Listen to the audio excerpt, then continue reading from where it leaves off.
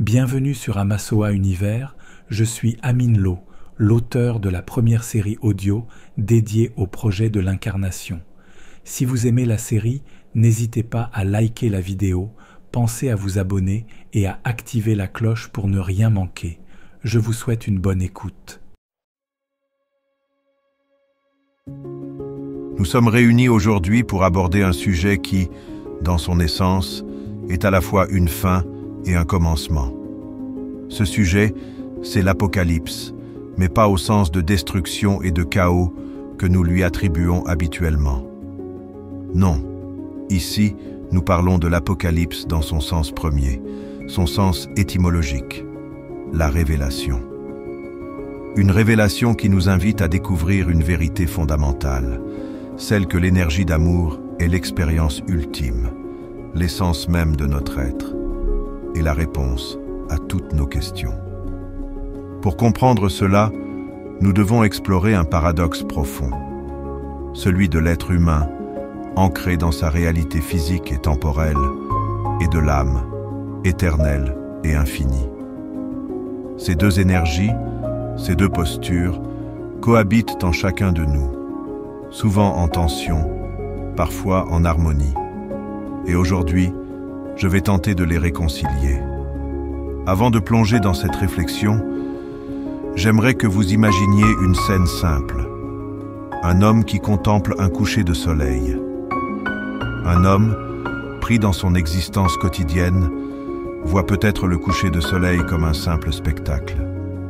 Une image belle, certes, mais fugace. L'âme, elle, ne voit pas simplement.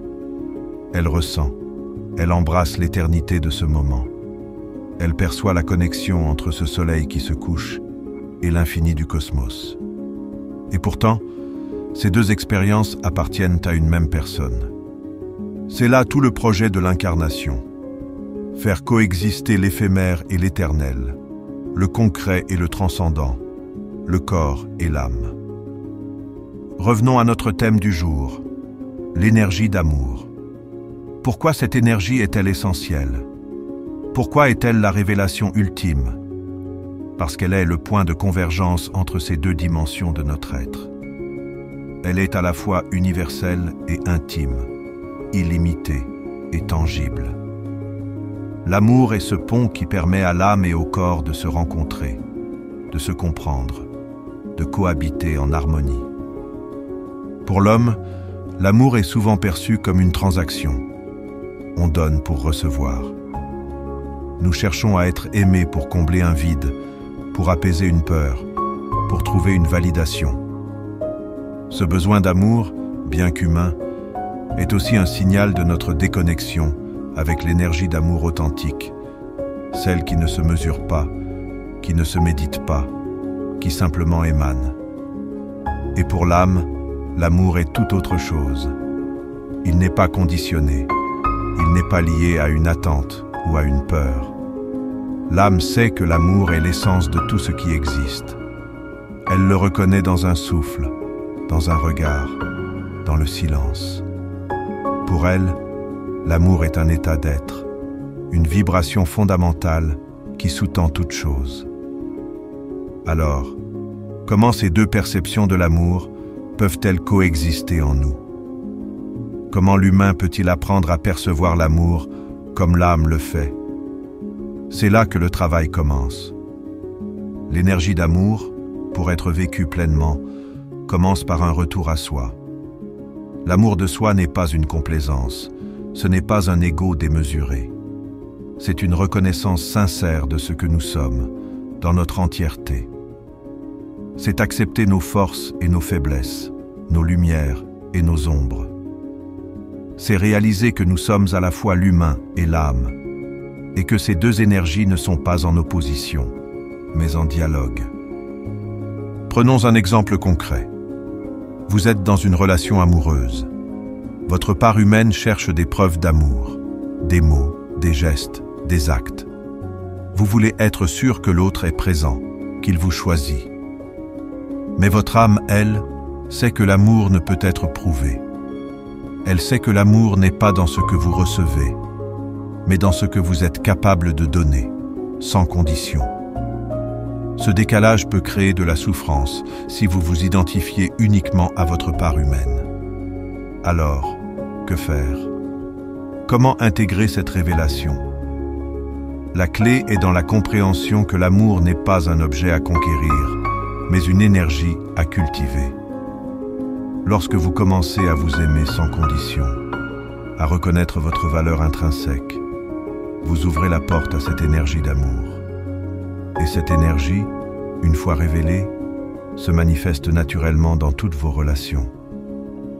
Mais il y a un obstacle à surmonter, la peur. L'humain a peur de ne pas être aimé. Cette peur est profonde, enracinée dans notre condition d'être incarné. Nous avons peur d'être seuls, d'être rejetés, de ne pas être assez. Et pourtant, l'âme n'a jamais peur. Elle sait qu'elle est déjà connectée à tout ce qui est. Alors, comment apaiser cette peur? En se rappelant que nous sommes à la fois l'humain et l'âme, et que l'amour que nous cherchons à l'extérieur est déjà présent en nous. C'est là où l'énergie d'amour devient une révélation, lorsque nous comprenons qu'elle n'est pas à chercher, mais à libérer. Lorsque nous cessons de croire que l'amour est une ressource rare, que nous devons mériter ou conquérir, nous découvrons qu'il est abondant, infini. Et cette découverte transforme tout. Revenons à notre thème de l'Apocalypse 2025. Si nous vivons une époque de révélation, c'est parce que nous sommes appelés à réévaluer nos priorités, nos perceptions, nos valeurs. Nous sommes invités à dépasser la peur, à transcender les illusions de séparation et à embrasser l'amour comme notre vérité ultime. Cela ne signifie pas ignorer les difficultés du monde. Cela signifie de les aborder avec une énergie nouvelle. Face à un conflit familial, au lieu de chercher à avoir raison, posez-vous cette question. Comment puis-je manifester l'amour ici? Face à un défi professionnel, au lieu de succomber au stress, demandez-vous. Comment puis-je agir avec amour pour moi et pour les autres? Chaque situation de votre vie devient alors une opportunité de pratiquer cette révélation. Et c'est ainsi que l'Apocalypse se transforme en renaissance. En embrassant l'énergie d'amour, nous transcendons les limites de notre condition humaine pour toucher à l'éternel. Nous réconcilions l'humain et l'âme en nous. Nous devenons des êtres incarnés, pleinement vivants, pleinement connectés. Alors, je vous pose cette question. Êtes-vous prêt à accueillir cette révélation? Êtes-vous prêt à reconnaître que l'amour, dans sa forme la plus pure, est déjà en vous? Si vous l'êtes, alors l'Apocalypse 2025 n'est pas une fin, mais un commencement. Un commencement où chaque instant devient une opportunité de vivre l'amour, de l'incarner, de le partager. Car au fond, l'énergie d'amour n'est pas une destination, c'est un chemin qui commence ici et maintenant, en vous.